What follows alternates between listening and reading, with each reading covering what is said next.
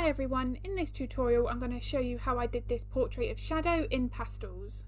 Now if you've seen my other tutorials here on YouTube and on Patreon, you'll know that I always like to start with the eye. It's really important, it is the soul of that animal, it's where the expression all stems from, so it's really important to make sure that we get this right, which is why I always like to make sure that I can get these in first, so that I know that the rest of the portrait is going to have that emotion captured. Now my preference for putting down the base layer is by using sanded soft pastel sticks. If you've seen my other videos here on YouTube and on Patreon, you'll know that I use that for 90% of my portraits. I've recently used some pan pastels, but at the moment I'm still swaying towards my sanded soft pastel sticks as my main preference to putting my base layers down. Now when you are working on a fur type like this, I would recommend starting from dark to light. The good thing with pastels is that we can do that, we can easily layer our light colours on top.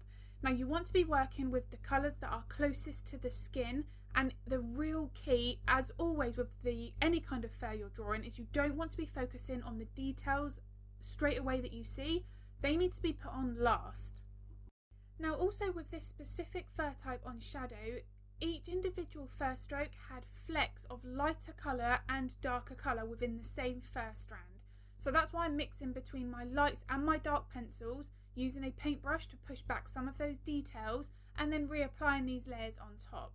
Now obviously the real-time version of this, it's far easier for me to explain what I'm doing because I'm doing it all in real time.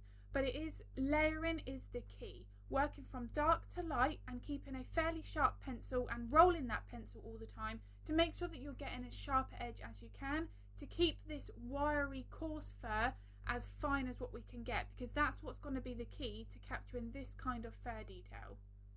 And you'll also notice that I like to work in small areas if I can. I find that I work a lot more effectively, I get the portraits done a lot quicker, and I don't have as much of that hesitation. When I used to try and work larger and in individual layers, I would often sit there and just stare at my reference photo trying to figure out where I am meant to be drawing. So I find by working smaller I'm a lot more effective with how I'm working. Now of course, if you are someone who likes to work in whole set layers and do each process individually, that is absolutely fine. We all have our own little ways that we like to work. There's no right or wrong answer, but for me I just find it a little easier for working when I'm doing smaller areas at one time. One of the biggest tips I can give anyone if you are struggling with your base layer process is to use a Gaussian blur on your reference photo. Now on Patreon I talk about this a lot in most of my tutorials, and I also give Gaussian blur examples of the reference photo of that tutorial to better explain how you can use a Gaussian blur for your base layer stages. I will usually use a 4-step Gaussian blur, going from a strong, really fuzzy effect, and then with each additional layer when you start adding more details, I'll reduce that Gaussian blur strength to show more of those details in that reference photo. But I will actually, where I need to, where I'm explaining Gaussian blur, I will actually put these photos of the Gaussian blur in the Patreon tutorials so that you can actually see exactly what I'm referring to when I'm talking about it. But the Gaussian blur can really help make such a difference in tackling the base layer stages. It's also not just the base layer stages, but if you're finding you're not quite sure what detail you're supposed to be putting in what order, because as I say, we need to be working from what's closest to the skin and working forward, adjusting the Gaussian blur accordingly can actually really make it a lot easier for our eye to just focus on that set layer that we need at that time. Now if you're working with colour pencils, this whole process would be in reverse. Colour pencils was my primary medium before I switched over to pastels, and I honestly can't see myself going back, just because there's so many more flexibilities with being able to layer light on top of dark is a massive bonus when you're working with pastels. And they blend nicely, they're really effective for getting those soft transitions that sometimes we do need in fur. That's just my personal preference, and I adore working in my pastels. It's now one of my favourite mediums. That and acrylics are very close together. But what you'll find is the more that you use the pastels, you won't need to use this Gaussian blur on each portrait that you do, but it is a good thing to start getting in the habit of doing if you do struggle with your base layer stages, and as I say, with what detail you need to put in where. That's really it's quite a sticking point for a lot of people, and I know for me especially, it's something that I really did find held me back initially. Now what I was just doing, my hands were showing the pencils, and that's because this section here is a real-time clip on Patreon, as I say, showing how I do my base layer refinement, the detailed layers on top, the colours that I'm selecting, why I'm picking those colours, and so on. So as I mentioned, that link is in the description below for Patreon. But you'll see that I'm working in many different colours. I've got various grey shades, I'm using some pinks, some creams, some lighter yellows. All my highlights are not going to be one set colour, and that's also really important in making sure that we get as much 3D and realism effect in our portraits. If we tend to use the same highlight all over, it's going to appear more flat. Depending on where that light source is, the time of day, and so on, there's so many different factors. These highlights, the white balance, are all going to be slightly different. So we want to be making sure that we study that reference photo really closely to make sure that we're noticing these really subtle differences. Now you'll see that when I'm putting my base layers down, I'm not making sure that I've gone too bright. I need to make sure that my pencil details can show up on top. It's one of the most common questions that I'm asked, and it's why can't my detailed pencil markings show up on top of my base layers? The most common reason for that is that your base layers are not dark enough. You need to have a couple of shades darker than what you need to go in order to be able to have your pencil layers show up on top. Now, just like what I'm doing here on this area, now this is all, again, still real time on that Patreon clip. I've gone really dark on this side, but if you look at the finished portrait in the bottom corner there, you can see how much lighter fur I'm able to build up on top. But I have to make sure I go dark enough because there's quite a lot of area on this side of the face where there's quite a lot of dark shadows that show through. So we need to make sure, in order to get that contrast and that realism, that we always make sure we go dark enough. It's one of the most common things that we see is that we're too scared to go too dark in case we ruin our artwork. The problem with that is if we don't go dark enough, because it is holding us back, the portrait won't appear as realistic because it's flat. And that's one of the biggest things that can really make a difference to your artwork. Once you have that light in, your darks as dark as they need to be and your lights as light as they need to be, your portrait will just appear that much more realistic. So if you've watched any of my other videos here on YouTube, you'll know that my favourite soft tool is the oval shaped one, and also their eye makeup applicators. I use those predominantly for each of my portraits to put down my base layers. Now, one of the most important things that's going to make your subject appear that much more realistic is these details that overlap onto the background, like what I'm working on here.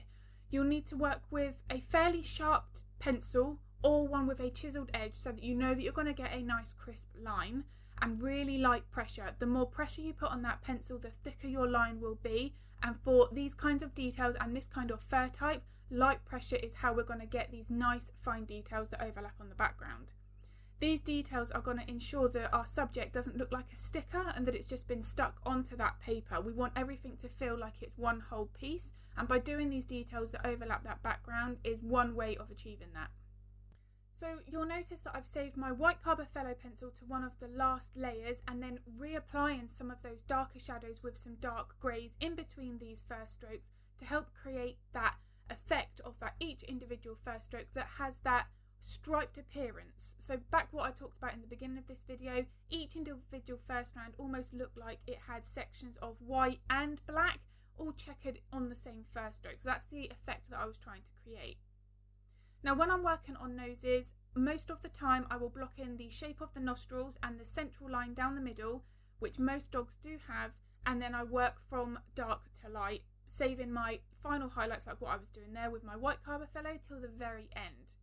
Now my favourite pencil for getting my whitest, crispest highlights is going to be the Chinese White by Caran.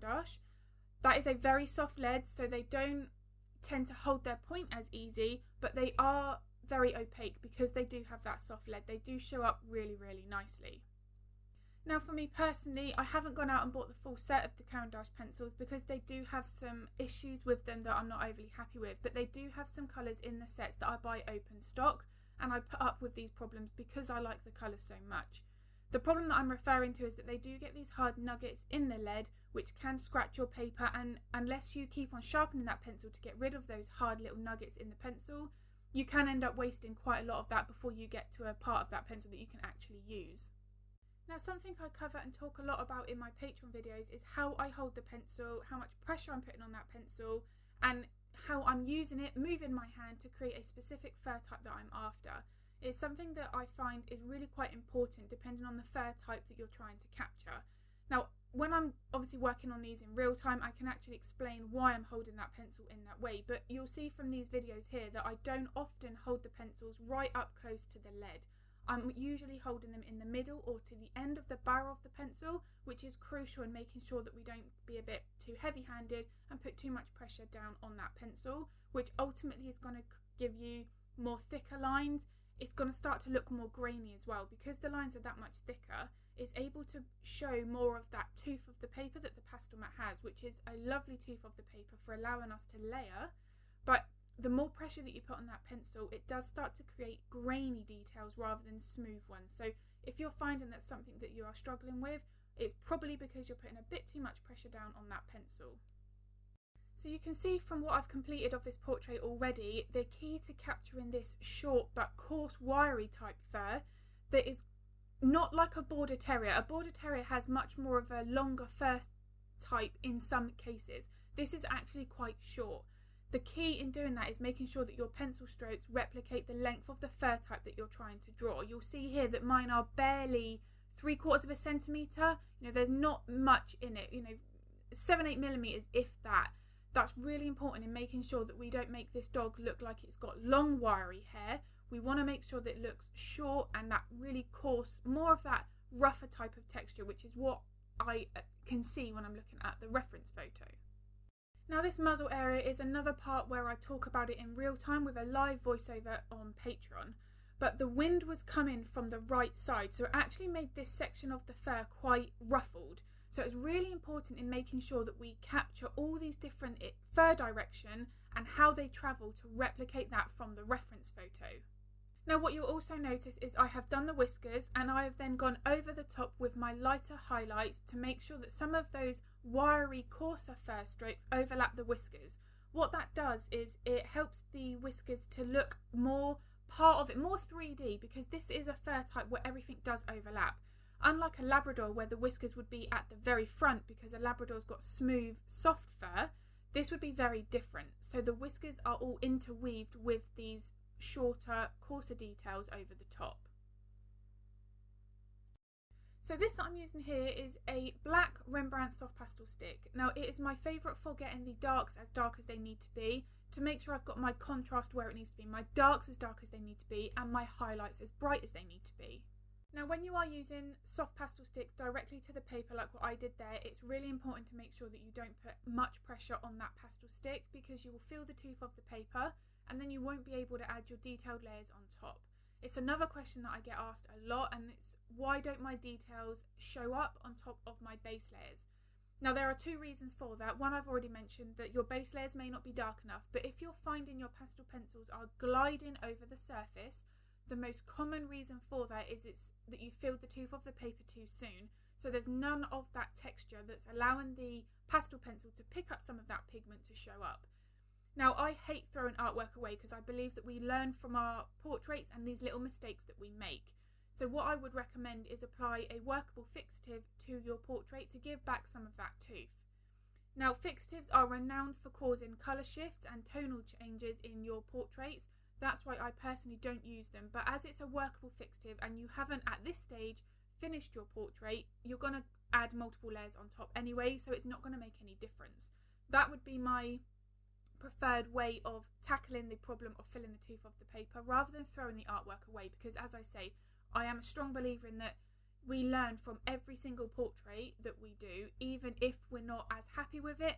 It's something that we do quite a lot. We put a lot of pressure on ourselves to make sure that every piece of artwork that we create is always better than the last, but sometimes that doesn't happen, and it's for a reason. We learn from each portrait that we do.